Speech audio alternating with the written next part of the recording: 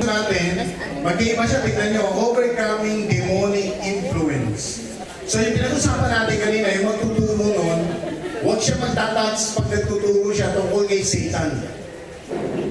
Kasi yung topic na tungkol kay Satan, dito yun. Sa pangalawang lesson, mag-iiba siya. No? Mag-iiba siya. So, ito yung overcoming demonic influence. So, basahin natin sabay-sabay, 1 Peter chapter 5. Be clear-minded and alert. Your opponent, the devil, is rolling around like a roaring lion, looking for someone to devour. Resist him and be firm in the faith, because you know that your brothers all over the world are undergoing the same kinds of suffering. After you have suffered for a little while, that the God of all grace, who hold you by the Messiah Jesus and His grace of glory, will restore you, establish you, strengthen you, and support you. Yan, praise the Lord. So, basahin ulit natin to, introduction. According to the Bible, Satan is actively roaming the earth, seeking to deceive, tempt, and destroy people. 1 Peter 5:8 describes Satan as roaming around like a roaring lion, seeking someone to devour. The Bible also portrays him as the prince of the power of the air, Ephesians 2:2, and the ruler of this world, John 14:30, indicating his influence over earthly matters. Yan. So, dito po sa introduction natin, dapat maliwanag po ito sa nagtuturo, no? Ang point of view nito ay, ang tukso ay nanggagaling sa external, sa labas. At ito ay influensya ng kaaway. So hindi ito nanggagaling from your end, kundi from outer end, no? Sa labas. So, sabi nga dito, ano ang nagpapahayag sa Bible na totoong may nagtutukso sa labas? Ito po yung introduction. Di ba? Sabi nga noon, si Satan umaali-aligi. Di ba? So, kahit saan siya. Napag-aralan natin yan sa demonology. Di ba? May fallen angels. No? So, napag-aralan natin yan. Sabi nga noon, Ephesians chapter 2, verse 2, si Satan ay ang prince of the power of the air. Kung mabasahin niyo Ephesians chapter 2, ito yung sabi nga noon, lahat ng nabubuhay na tao ay patay sa harapan ng Diyos kasi lahat sila ay gumagawa ng kasalanan. At sabi sa verse 2, sila ay sumusunod sa prince of the air ng mundo. Sino yung prince of the air? Si Satan. Kaya ibig sabihin, lahat ng taong gumagawa ng kasalanan ng malaya sa paggawa ng kasalanan, nai-influensya din sila ng mundo. Ibig sabihin, yung prince of the air, si Satan. And the ruler of this world. Sa John chapter 14 verse 30, sinabi rin doon na si Satan ang may hawak ng kapangyarihan at nagro-rule sa buong mundo. Yan.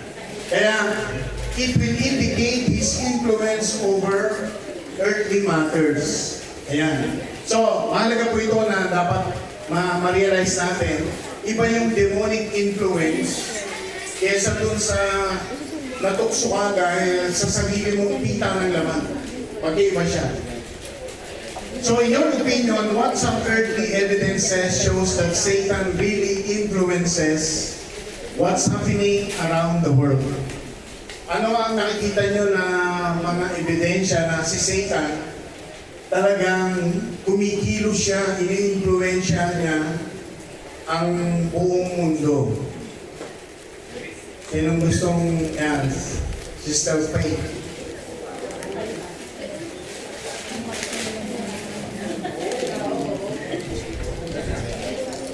Hello po. Sa opinion ko is, gawain po ng nagkawin nyo this day. Kaya pala, busy doon sa pagkain. Noong una, parang Na-call out. na natatempt lang yung mga tao sa mga nakikita nila around. Pero ngayon, kahit saan ka tumingin, lalo na sa internet, yung parang okay na lang maging lalaki na magdamit babae. Okay na lang i-respect mo yung matanda. Normal na lang yung magmura ka na without any reason. Kasi di ba, ngayon kahit maliliit na bata, kung magmura sila, para sa kanila is sweet pakinggan. O yun po yung sa opinion ko po na talagang sobra na po yung pagkilos ng kaaway. Yan, tama siya, no? Daming pagkakataon na makikita mo na all over the world. Lalo na pinakikita sa social media, di ba? Isa na pinag-uusapan namin, ito, hindi ko naman kinukondem, pero pansinin lang natin, di ba? Yung mga celebrity ngayon, whether movie, whether television, whether sports, whether sabihin na natin mga singers, karamihan sa kanila, hindi naman nila lahat, pati mga babae, nagpapatato. Di ba yung mga celebrity? Kaya yung mga tao, common or general sa mata ng tao, okay lang magpatato kasi nakikita nila sa celebrity. Dahil parang, sabi nga, siguro ewan ko, kasama pa yung time ni Diva. Kasi time namin, pag nakakita ka na may tato, ano yun? Mamamatay tao yun, criminal yun. Gusto niyo po ba kumakot? Matatakot ka. Pag nakakita ka na may tato, matatakot ka kasi iisip mo ano yun. Mamamatay tao, criminal ka. Pag nakakita ka may tato, lalayo ka dyan. Ayaw mo makipag-usap. Natatakot ka. At saka yung mga babae, lalo silang lumalayo. Natatakot. Eh ngayon, mga babae, pag nakita ka may tato, malapit. Satanic influence. Maliwanag na influence ng kaaway, di ba? Kasi makikita mo, biblically, sabi nga sa Bible, sinabi talaga doon, huwag kayong magpapatato. Sabi sa Bible lang, sabi nga Old Testament, dami yan. Huwag kayong magpapatato. Biblically, medically, may mga profession dito medical. Bawal magpatato sa medical. Kasi yung blood, di ba? Paano yan kung yung kailangan ng dugo nasa taong yun, tapos siya na lang available. Eh pagkatapos nagpatato ka, hindi na pwede kumamatay tuloy yung tao na kailangan ng dugo. Kasi dahil may tattoo ka. Diba? Pero dati kami kasama na sa airline, pag may tattoo ka na, halimbawa Emirates, Philippine Airlines, maraming airline. Basta may tattoo ka, hindi pwede mong makuha. Basta nakitaan ka na may tattoo ka. Hindi ka pwedeng tanggapin. So, yun yung mga magandang example na nai-influensya lang yan sa mundo na si Satan ang nag-rule, di ba? Sabi ng verse 14, 2 Corinthians 11, verse 14, no wonder since Satan himself masquerade as an angel of light. Ibig sabihin ito, Satan can transform himself into an angel of light in order to deceive. No? Therefore, overcoming demonic influence, mahirap siya. Kasi bakit? Si Satan nagmamaskara. Nagpapakita siya na siya ay mabuting tao. Nagpapakita siya na siya ay angel of light. Sabi nga ng Bible. So we have to recognize the lies of Satan to overcome. At syempre, ang pinagmulan niyan ay si Lucifer, di ba? Basahin natin ito, Mark chapter 8, verse 33, and 1 Thessalonians 2:18.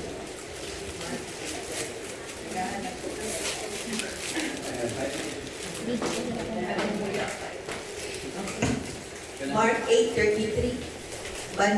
But when Jesus turned and looked at his disciples, he rebuked Peter. Get behind me, Satan, he said. You do not have in mind the concerns of God, but merely human concerns. Yan. So maganda example yun. Si Peter, sabi niya kay Jesus, diba sabi ni Jesus, mamamatay siya dahil isi-save niya yung mga makasalanan ng tao. Sabi ni Peter, hindi ka dapat mamatay. Diba? Pero nakita kagad ni Lord na hindi si Peter yung nagsalita. Influential ni Satan. Diba? So sa Mark 8:33, yun ang magandang example na kahit si Peter, kasama ko ni Jesus Christ, ini-influensya pa ni Satan. Pero kung kasama mo na si Jesus, ini-influensya pa ni Satan. Ito, yung 1 Thessalonians. Yan. First Thessalonians, 2:18. for we wanted to come to you certainly, I all did again and again, but Satan blocked our way. Yan, ito naman si Paul, di ba, nag-i-evangelize sila, may missionary trip siya, first missionary, second missionary. Isa sa missionary trip niya dito sa Thessalonians, sabi niya gano'n, pupunta sila sa lugar na yon, pero nakita niya, Satan blocked us. So, ibig sabihin, nakita niya, may influence yung kaaway na pwede kang pigilan, lalo pag mag-share ka. Diba? Katulad niya, mag-share sila ng gospel. Kaya minsan, maging matalino tayo. Kunyari, atin ka ng Bible study, atin ka ng worship service. Minsan may parang mahanda. Parang bigla ka nagkaroon ng overtime. Bigla ka tinawag ng boss mo. Bigla ka na traffic. Bigla ka nawala ng ano yung sasakyan mo. Diba? Si Satan yun, diba? Yung mga ganon. Influence ni Satan yun. Kaya, katulad niyan, magandang mga example yan na may mga nangyayari na si Satan behind siya doon. No? Behind siya doon. In some ways, we can recognize the work of the enemy against the Christian community. Yan. Ano yung mga paraan na pwede nating makita na nare-recognize natin ito ay gawa ng kaaway? Yan. Ganda to, di ba? Para ma-realize natin, hindi tayo magpapadala sa kanya. Yan. Sino ang gustong mag-share?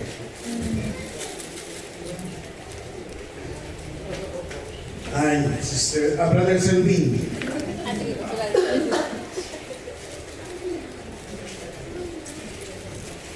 In some ways we can recognize the work of the enemy against the Christian community.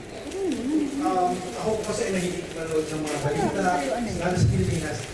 So, parang recently yung mga LGBT community, parang nag-celebrate sila ng yung month nila.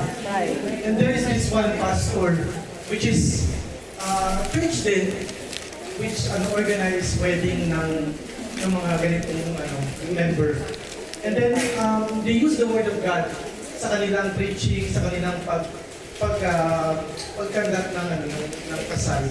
And kapag binasa natin mabuti, pinag-aralan natin mabuti, kahit din ay word of God yung ginagamit nila, pero yung deception pa rin talaga na parang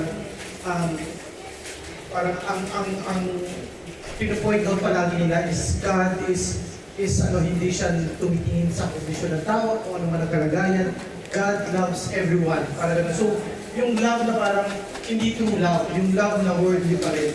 So, kung meron kang mga kapatid or may mga kilala ka na parang they can be easily deceived sa ganito mga paniniwala o pananampalataya, magbuburi ka talaga na lalo na kung may mga kaibigan ka or may mga sabihin natin malapit sa buhay mo na nasa ganung sitwasyon. So, nakakalungkot kasi ginagamit ang word of God para deceive pa rin yung mga ganitong members. Ayan.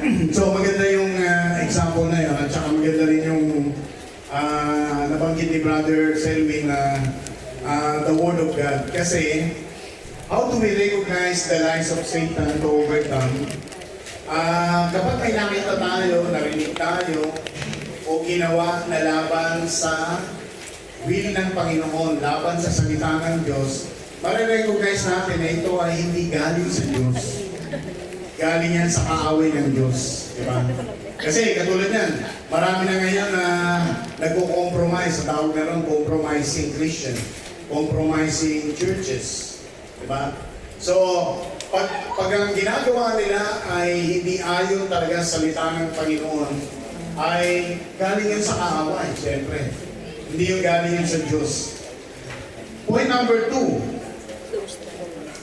Be self-controlled and alert. The enemy, the devil, prowls around like a roaring lion, looking for someone to devour. Ito po yung 1 Peter 5:8. So, ang ating point number 2, close the door against the work of the enemy. Now, kung si Satan ay umali-aligid, di ba? Parang ano yan eh. Parang yung mga pusa sa labas, dito, gusto nila pumasok. Pag lumalapit sila sa mga pinto, taon ng mga aso. No? Parang gano'n. Kaya pag parang ganito yung papapasukin mo ba yung kaaway sa buhay mo. Di ba? Siyempre, wag mo siyang papasukin. Pag pinapasok mo siya, ikaw ang madadali. Di ba? So, close the door against the work of Satan. Sa Revelation chapter 12, verse 12, pinapagid doon, Satan is active every day. Nagkatabaw si Satan araw-araw against the believers, against the Christian. At bakit siya nag-overtime? Kasi he knows he had only a short time nakalagay. Alam ni Satan, konti na lang ang panahon niya. Kaya lalong nag-i-influence si Satan. And Satan can attack our minds, emotions, and our body. Kasama na yan, siyempre, sa mind natin, yun yung nagdadaw tayo, nagkaroon tayo ng anxiety, depression, kaya maraming nakatake ng ganyan. Distraction and vices, kasama yan sa katawan, di ba? Worldliness and lust. Ito, siyempre, kahit na sabihin natin na si Satan nag-i-influence siya through social media, matidistract ka talaga. Ilan sa Christian, buong araw siguro they spend 5 to 10 hours on social media, but never read the Word of God. Kita mo yung influence ni Satan. Diba? Ni-spend nila 5 to 10 hours. Hanggang matulog na, nakaganyan pa rin. Babagsak na yung setan. Diba? Kaya, ano yun? Si Satan yung nag-i-influence sa atin na gawin natin to, tapos hindi tayo mag-pray, hindi tayo magbasa ng Bible. Diba? Tayo yung nagsasuffer. Pakibasa to, Matthew 12:43, nakalagay. Matthew 12, verse 43. Kapag ang masamang espiritu ay lumabas mula sa isang tao, siya ay gumagala sa mga lupaing ligang upang maghanap ng mapagpapahingahan. Kung wala itong matagpuan, ay sinasabi sa sarili, babalik ako sa tahanang aking pinanggalitan. Pagbalik niya at makita itong walang laman, malinis at maayos. Yan. So, ang nagsasakita dyan ay si Jesus Christ. So, sa Matthew 12:43 to 44, in example ni Jesus, ang isang demon spirit na umalis. Pwede siyang bumalik. Di ba? At sabi pa nga dyan, sasama pa siya ng 7 pang mas masigit na masasama sa kanya. Kaya yung influence ni Satan, mas grabe. Di ba? Mas grabe. What about this Ephesians 4:27? Yan. Ephesians 4:27. Huwag ninyong bigyan ng pagkakataon si Satanas. So ito yung sagot niyan, close the door of the enemy. So we have to close the door immediately. Pag alam natin, si Tanin to, huwag na natin buksan. No? Baka sabihin natin, kumusta ka na, Tanin? Pag pinuksan natin yung door, hindi lang dudungo si Satan. Papasok yun, di ba? Ganon si Satan. So sabi nga no, never give place to the devil. Amen. Palapakan natin ang Panginoon. So question, give some practical ways in closing the influence of Satan against the lives of man. So siguro magkaroon tayo ng very specific. Ano yung mga practical na pwede mong i-suggest? Ways to close the influence. Kasi number 1 dito yung separation, kunyari sa mag-aasawa. Ano yung may papayo nyo na minsan ini-influencean ni Satan na mag-iwalay yung mag-asawa? Diba? Vices, ini-influencean ni Satan na yung taong gusto na magbago, hindi nagbabago. Ganun pa rin sa bisyo, pagpaulit-ulit. Diba? Ayan, criminal, false teacher. O, sino gusto sumagot? Kahit isa lang yan. Ano yung practical ways na ma-overcome? Yan. Brother Ronan. Yes, po, praise God. So, bali sa akin naman ang bases. So whenever we are going back to the Philippines na magbakasyon, nandun yung mga tukso. Kumbaga one time, alam din ni Sister Gigi, one time tanghaling tapat. Nandun si Taning sa labas ng pintuan, tapos sinasabi, Rona, mag-inom tayo, sarap ng inom ngayon. Piling mo tanghaling tapat. So, sabi ko, tanghaling tapat, kaya niya ng ganyan, tanghaling tapat. Sige, sandali, antayin mo ako. Nagkakalagay ako ng mesa. So, ang ginawa ko, nagtimpla ako ng sarili kong kape. So, para makapakita ko sa kanila na yung kape pwede rin sa tanghaling tapat. So, parang hindi ko na binigyan ng pagkakataon yung atake ng kaaway. Tapos, pagdating naman sa side namin, sa side ko, bali yung mga kapatid ko may sa mga inuman. So, ganun din ang ginagawa ko. Inaano ko na sila, tapos hindi na ako inom. Tapos, kung pambili ng alak, hindi mo bibigyan ng pambili. Kasi, di ba, sa abroad, minsan ikaw, kasi sabi ni Sister G nga, kung bibilang mo sila ng alak, di parang kinunsinsin sila. So, kaya every vacation, kung nandun ka, hindi sila humihiling ng alak, hindi sila umanom ng sigarilyo. So, ikaw na mismo mag-close ng door para sa kaaway. Yan, amen. Palpakan natin ang Panginoon. Maganda yan, no? Yung hindi mo naman sila ini-snap. Yung parang ayaw mong harapin. Pwede mo silang harapin. Kaya na nga, parang may sarap yung pintuan sa kanila. Una, sabihin mo sa kanila yung totoo. Kasi pag hindi mo rin sinabi, magagalit sa'yo yun. No? So sabihin mo yung totoo, binago na buhay ko ng Panginoon. Ayan, makikipag-inuman ako sa inyo, kaya lang inom ko kape o kaya soft drinks o kaya tubig, no? Pero, minsan naman, siyempre, sa sarili natin, nahihiya tayo, natutokso tayo sa pito, sige, isang tagay na lang. Hindi pa kahit sa Satan yun, isang tagay na lang, bravo. No, hindi pa kahit sa Satan. Basta natokso ka ng isa, may kasunod yun. Kaya kailangan isarado natin yung pintuan. Amen? O, sino pa gusto? Practical ways.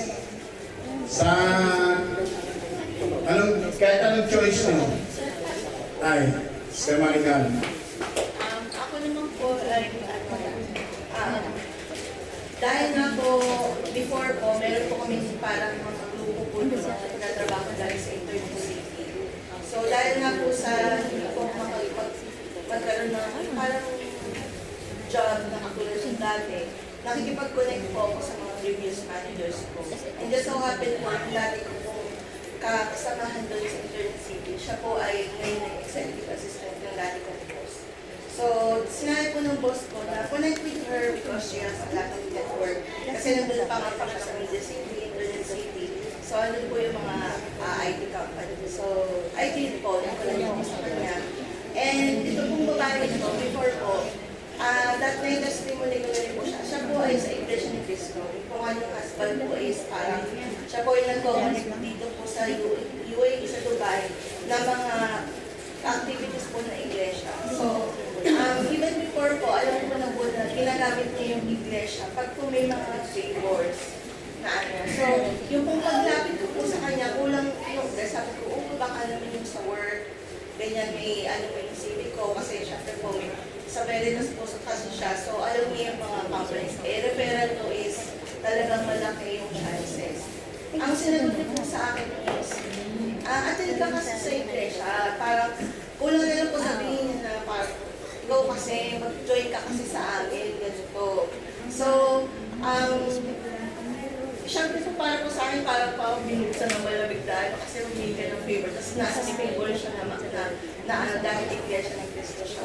So, binote up niya po talaga yung regarding sa faith. And wala po akong magagawa kung hindi talagang i-close talaga yung door na total close. Kasi po, baka po sa kagustuhan ko pong makakuha ng trabaho, which is nasa po yung channel, is yun nga po, mahihikayat ka ng mahihikayat na kapatid ng iglesia kasi inaalin niya na alam mo naman sa amin, gano'n, yung po mga gano'n para. So, salamat po sa Lord kasi hindi siya yung ginamit ng Lord para pagkaroon ako ng work. Yan, maganda po yan, parang influence talaga ng kaaway yan eh. Alam ni Satan na kailangan mo ng work, pwede kang opera niya. No? Atin ka muna sa iglesia. Di ba? Satan talaga eh, di ba? Gagawin kitang manager. Di ba? Pero praise the Lord kasi alam natin na better ang laging piniprepare ng God. Di ba? Puri ng Panginoon. So, point number 3 natin, sa verse 9, sabi, resist Him, firm in your faith, knowing that the same experiences of suffering are being accomplished by your brethren who are in the world. So, point number 3 natin, overcoming demonic influence, resist the enemy using the armor of God. So, naniniwala tayo na kung si Satan umaali-aligid, alam natin na binigyan din tayo ng covering ng Lord, armor ng Lord. At syempre, yung ating pananampalataya na ingatan tayo ng Panginoon against the word of the enemy. Satan wants to keep people in bondage, again, sinful desire. Attack the families inside and outside the church, schools, government, and even our jobs. Sabi po ng 1 John chapter 5 verse 19. Ayan, pakibasa. 1 John 5:19, we know that we are children of God, and that the whole world is under the control of the evil one. So, dito po maliwanag na yung pinag-aaralan natin, the whole world is under the influence. Sa ibang translation, nakalagay yan, under the influence of the evil one. No? So, kaya si Satan, gumagalaw siya talaga. Minsan, maging maingat talaga tayo. Minsan, even yung kamag-anak mo, diba?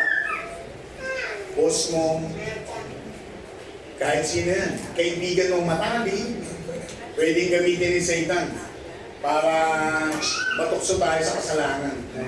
Pwede niyang gamitin yan. Ephesians chapter 6 verse 12 to 17, ito po yung mga armor of God. No? Mahaba ito kaya lalakawan na natin. Kindly share a testimony of any influence by the enemy which God had delivered and set you free. Yan. Meron ba kayong naalala na isang bagay na ginagawa si Satan na influence pero napagtagumpayan nyo at diniliver kayo ng Panginoon?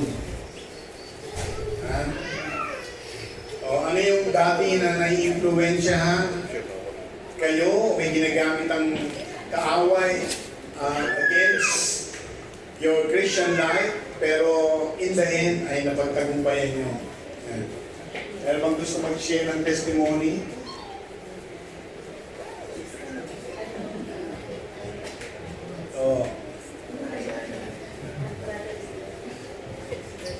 Kumakanta ng pinalaya. After po, yung may share ko lang po yung sa akin po yung kung saan ako dinideliver ng Lord ay sa fear. Dati po I have so many worries. Maging fear of the future, yung aking family, sa aking mga anak, maging sa work. And recently po yung deliver ako ng Lord ay yung fear sa aking work. But praise God po kasi po yung dahil din po sa ating church yung tayo ay pamper of the Word of God. Like for example po yung nung bago na po ako sa trabaho, everyday naroon yung worry ko na kapag papasok na po sa umaga, natatakot ako na papasok ng school. Pero praise God po kasi from yung morning po, yung lagi pinaalalahanan tayo na napakalaking biyaya po ng Lord yung tayo ay may women's devotion na doon po ay tayo ay talagang nare-remind po tayo. Kaya lahat po ay through the prayer at yung po continuous natin na pagbabasa po ng gospel, malaking bagay po yun sa atin para ma-overcome po. So praise God po kasi naroon na rin po yung peace na nagmula po sa Lord. Yan, praise the Lord. Yan. Sino ba po? Yan. Sister Laura. Yan. Share ko lang po yung sa influence po na enemy, yung influence po ng wrong friends. So, nung time po, if I'm not mistaken po, mga 2015, 2016, nakaka-attend po ako doon lang sa, sa FICC. Pero yung pong circle of friends ko, lahat sa unbeliever. So, may time po doon na, ang church pa po doon is Friday. So, Thursday night po, parang yung gathering namin, hanggang makauwi na po kami ng morning na 4 o'clock, 5 o'clock in the morning. And then, hanggang sa hindi na po nakaka-attend ng church. Pero sabi nga po when you decided na gagawin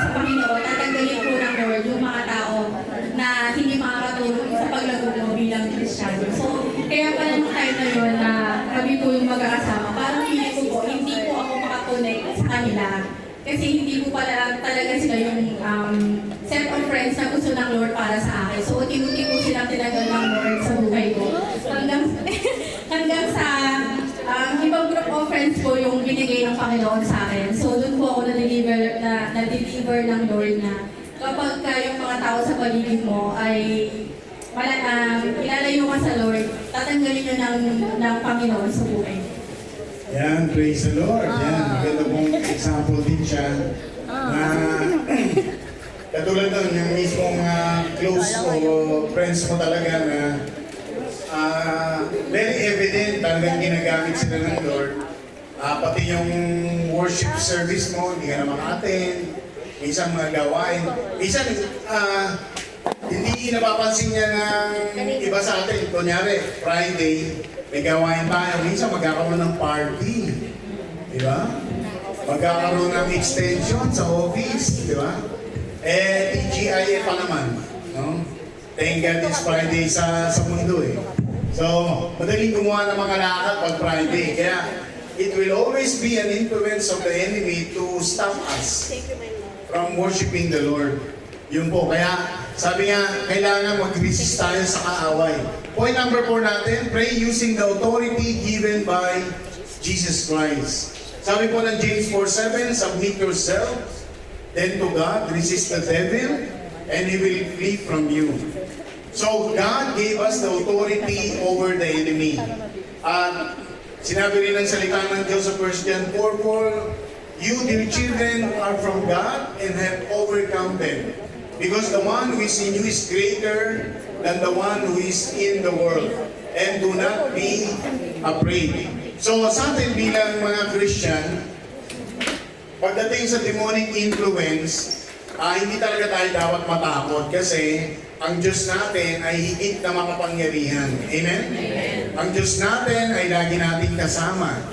At sinasabi po ng 2 Corinthians 10:4, ang ating pakikipagdigma ay hindi ayon sa laman, kundi ayon sa Espiritu.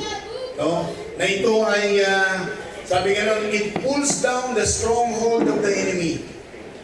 And you can pray that every thought, evil imagination will obey the will of God. Will obey the Lord Jesus Christ. Inuutusan mo yung Espiritu na yun na sumunod kung ano yung kalooban ng Diyos. Yan po yung 2 Corinthians 10:4. Colossians 2:15, ito naman yung nagsasabi na si Jesus Christ, dinisarm niya si Satan. Tinanggalan niya ng pangil. No?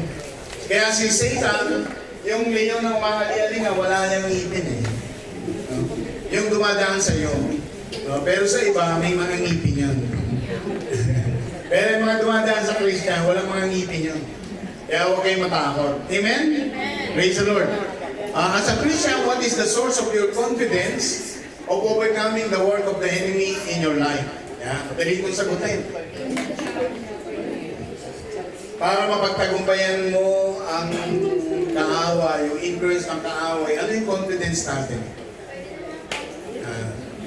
Yung gusto sumagot. Ano yung confidence natin na lagi nating mapapagtagumpayan ang influensya ng kaaway?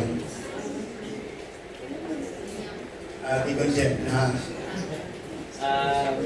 then Sister Isabel, no? Psalms 23:4 po yung pinangahawakan ko dyan. Even if I go in my deepest darkness, I will not be afraid for God is with me. Yan, Sister Isabel. Salamat po. For me, ang stronghold ko po ay si Jesus Christ po. If we place our trust in the Lord, sigurado po panalo na tayo. Amen. So, kay Jesus Christ tayo, siya ang ating overcomer. So, ating conclusion, Christians can overcome through Jesus Christ. And we do not surrender. No? Sabi ng Revelation 12:11, as they overcame Him by the blood of the Lamb and by the word of their testimony, they loved not their lives unto death. That's the kind of faith it takes to be victorious in this present evil world. Sabi ko nga, pag nagpe-pray tayo, lalo pag medyo iniisip mo, may umatake kaaway, ang number one, ipapag-pray natin, i-cover tayo ng blood ni Jesus Christ. Yun lagi yung uunahin. Pag naisip mo parang may ginagawa si Satan na hindi maganda, o mayroon siyang seemingly na ma-attack siya, magpa-over tayo ng blood kay Jesus Christ. No? 1 Peter 5:10, after you have suffered for a little while, the God of all grace who called you by the Messiah Jesus to His eternal glory will restore you, establish you, strengthen you, and support you. Kaya lahat po naman nananampalataya, kahit na dumaan siya sa mga tukso, kahit anong influence ng kaaway, ang kamay ng Diyos, lagi siyang i-restore, lagi siyang i-establish, lagi siyang palalakasin, strengthen, at lagi siyang susuportahan ng Panginoon. Amen? Palapakan natin ang Panginoon. Hallelujah. Sabay-sabay natin basahin to. I pray that God will continue to give wisdom and strengthen the Christian community in dealing with the enemy Satan.